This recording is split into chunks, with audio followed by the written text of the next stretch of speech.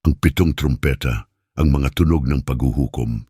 Tahimik ang langit, ang mga banal ay nakaluhod sa harap ng trono, habang ang mga anghel ay nakatayo sa kani-kanilang mga posisyon, tangan ang mga trumpeta ng paghuhukom. Ang hangin ay tila huminto, at ang buong sansinukob ay naghihintay sa unang hudyat. Ito ang sandaling inihula ni Juan sa Aklat ng Pahayag, ang simula ng mga pakakak na magbubukas sa huling yugto ng matinding kapighatian sa mundo. Sa gitna ng katahimikan, isang anghel ang lumapit sa dambana na nasa harap ng trono ng Diyos.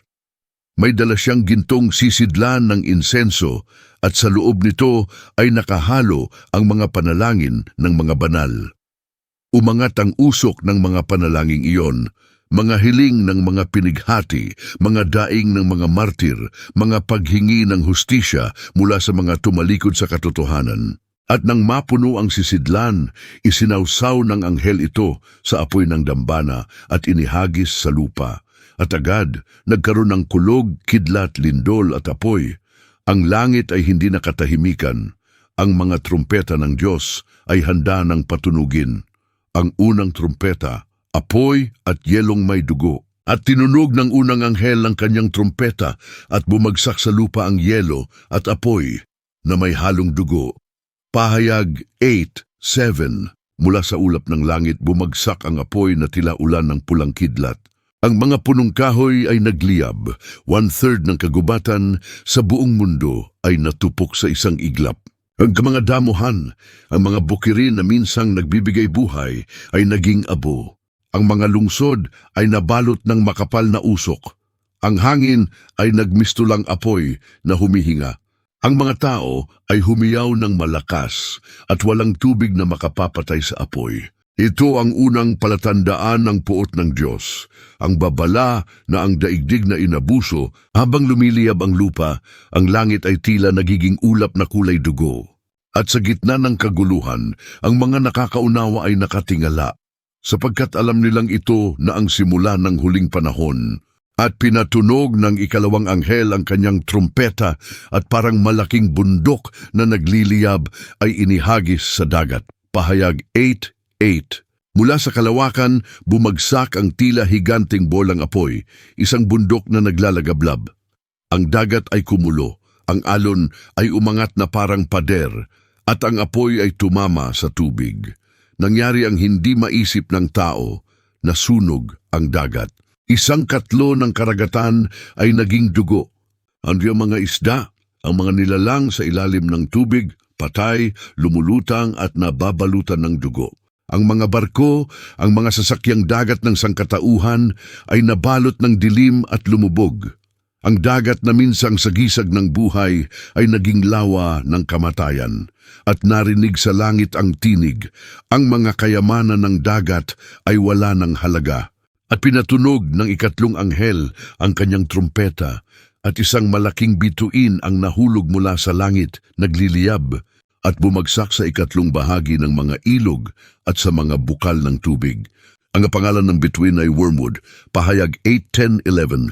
Mula sa kadiliman ng kalawakan, isang bituin ang nahulog, hindi tulad ng anumang nakita ng tao.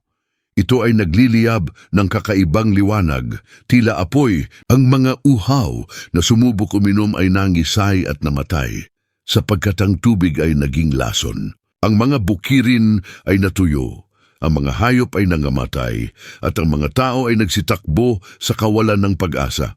At tinig na mula sa langit ang muling nagwika. Ininom nila ang tubig ng kasalanan, kaya't ngayon iinumin nila ang tubig ng aking galit. Ang mga siyentipiko ay nagtaka, ang mga pinuno ay nagsisihan, ngunit wala nang makapipigil.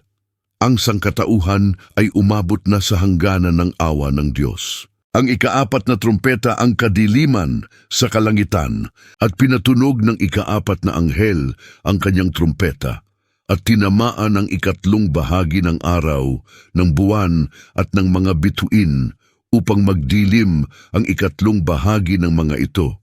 Pahayag 8:12. At ang langit ay biglang nagbago. Ang liwanag ng araw ay hindi na gaya ng dati, tila sinakop ng anino. Ang gabi ay naging mas madilim, at ang buwan ay parang dugo ang mata na nakamasid sa daigdig. Ang mga tao ay naglakad sa ilalim ng maitim na ulap na walang liwanag. Ang mga halaman ay hindi lumalaki, ang mga hayop ay nagkakagulo, at ang mga tao ay nag-aaway sa takot. Ang sangkatauhan ay unti-unting nabubulagan, hindi lamang sa pisikal na dilim, kundi sa espiritual na pagkabulag. At sa pagitan ng langit at lupa, isang tinig ang narinig, isang tinig ng agila na lumilipad sa kalawakan. Kalagim-lagim, kalagim-lagim sa mga naninirahan sa lupa sa pagtunog ng natitirang mga trumpeta ng tatlong anghel, pahayag 8:13, at muling natahimik ang langit. Ngunit ito ay hindi katahimikan ng kapayapaan, ito ay katahimikan bago ang bagyo, sapagkat ang unang apat na trumpeta ay pawang babala lamang, at ang susunod ay ang mismong hagupit ng puot ng Diyos. Ang lupa ay sugatan, ang dagat ay nagdurugo, ang hangin ay mapait, at ang kalangitan ay madilim, ngunit hindi pa ito ang wakas. Mahimbing ang katahimikan ng langit matapos ang pagtunog ng ikaapat na trumpeta. Parang huminto ang panahon, at sa loob ng saglit na iyon, narinig ng buong sanlibutan ang isang kakaibang tinig, hindi mula sa lupa, kundi mula sa kalangitan mismo. Isang anghel ang lumilipad sa gitna ng himpapawid, sumisigaw ng buong lakas. Sa aba ng mga naninirahan sa lupa dahil sa mga tunog ng trumpeta ng tatlong anghel na malapit ng hipan. Ang tinig na iyon ay nagdala ng kilabot sa puso ng sangkatauhan. Ang mga unang apat na trumpeta ay nagdulot ng pinsala sa kalikasan, sa dagat, sa langit at sa lupa. Ngunit ang natitirang tatlo ay magdadala ng matinding kapighatian hindi lamang sa paligid kundi sa mismong kaluluwa ng tao. Sapagkat ito na ang simula ng tatlong woes o tatlong matinding kaparusahan ng Diyos sa mga hindi nagsisisi. At nang hipan ng ikalimang anghel ang kanyang trumpeta, bumukas ang isang bituin na nahulog mula sa langit. Binuksan niya ang balon ng kalaliman at mula roon ay sumingaw ang usok na parang usok mula sa isang malaking hurno. Bumalot ito sa araw at sa himpapawid at mula sa usok ay lumabas ang mga nilalang na parang mga balang, ngunit hindi ordinaryong balang. Sapagkat ang mga ito ay nilalang para magpahirap. Ang kanilang mga buntot ay parang buntot ng alakdan, at ang kapangyarihang ibinigay sa kanila ay upang pahirapan ng mga tao sa loob ng 5 buwan. Hindi nila maaring patayin, ngunit kaya nilang magdulot ng matinding kirot, gaya ng kirot ng kagat ng isang alakdan. Sa panahong iyon, ang mga tao'y hihilingin ang kamatayan, ngunit hindi ito darating. Hahanapin nila ang kamatayan, ngunit tatakbo ito palayo sa kanila. Ang kirot ay hindi lamang pisikal, kundi espiritual. Ang mundo ay mapupuno ng takot at kalituhan, at ang bawat sigaw ng tao ay sasabay sa hangin na puno ng usok at dilim. Ang mga balang na ito ay pinamumunuan ng isang hari, isang nilalang na tinatawag sa wikang Hebreo na Abaddon at sa wikang Griego na Apollyon, na ang ibig sabihin ay ang mangwawasak. Siya ay simbolo ng pinuno ng mga demonyo, ang anino ng kapahamakan. Sa yugtong ito ng Apokalipsis, ipinapakita na ang kasamaan na matagal nang nakakubli sa puso ng tao ay tuluyan ng pinalaya. Ang impyerno mismo ay bumukas at ang mga nilalang na dating nakakadena ay pinalaya upang gapiin ang sangkatauhan. Pagkatapos ng 5 buwan ng walang humpay na paghihirap, muling tumunog ang trumpeta, ang ika-6 na trumpeta. At dito, mas nakakatindig balahibo pa ang nangyari.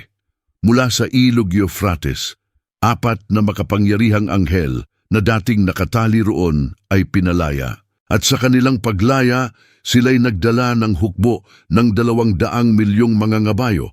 Ang hukbong ito ay hindi galing sa lupa, kundi espiritual, mga nilalang na nilikha upang pumatay sa ikatlong bahagi ng sangkatauhan.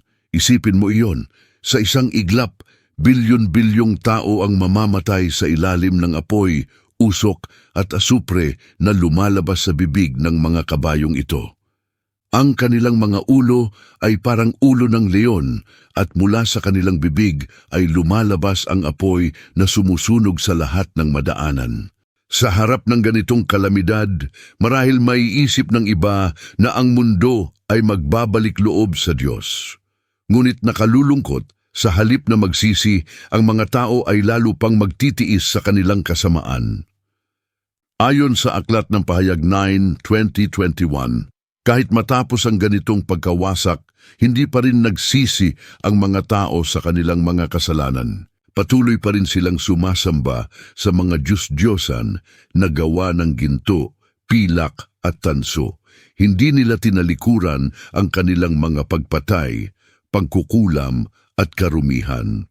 Ang puso ng tao ay nanatiling matigas, at ito ang isa sa pinakamalungkot na katotohanan ng propesiya.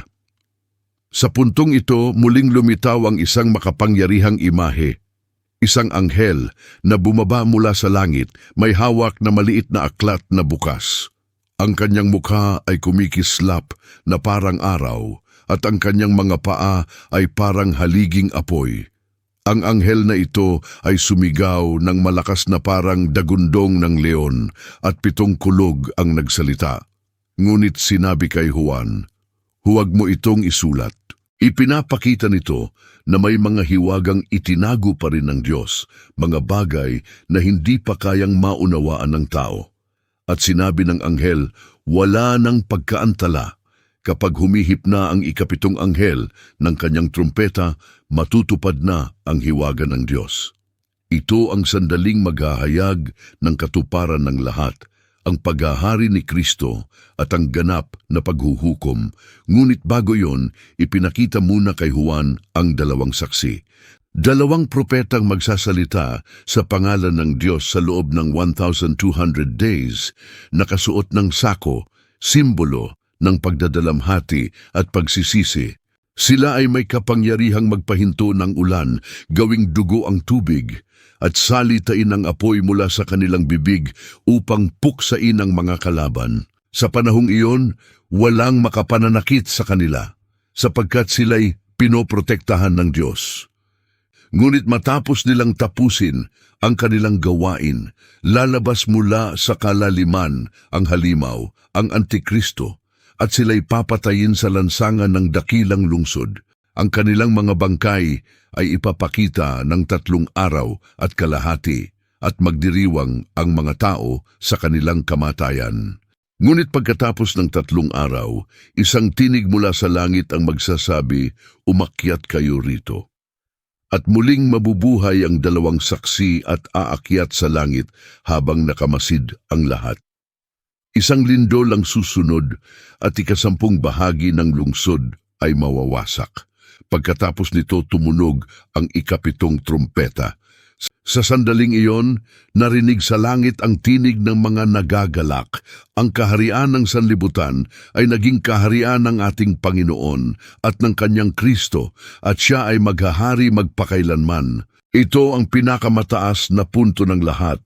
Ang huling trumpeta ay hindi na tanda ng kapahamakan, kundi ng tagumpay.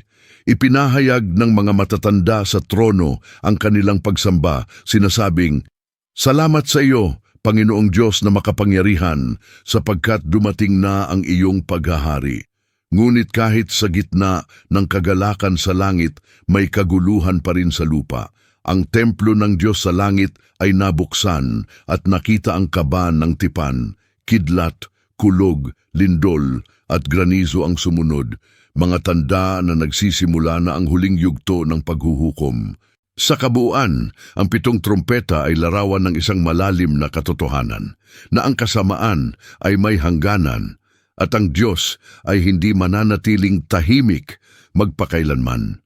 Ang bawat tunog ng trumpeta ay parang tinig ng babala. Isang paalala na dapat nang magising ang sangkatauhan bago tuluyang dumating ang katapusan. Mula sa unang trumpeta na nagpasimula ng pagkawasak sa kalikasan hanggang sa huling trumpeta na naghayag ng pagbabalik ni Kristo, malinaw ang mensahe. Ang Diyos ay tapat sa kanyang mga pangako. Hindi niya hahayaang maghari ang kasamaan ng walang hanggan. Kung titignan natin, bawat trumpeta ay may simbolismo.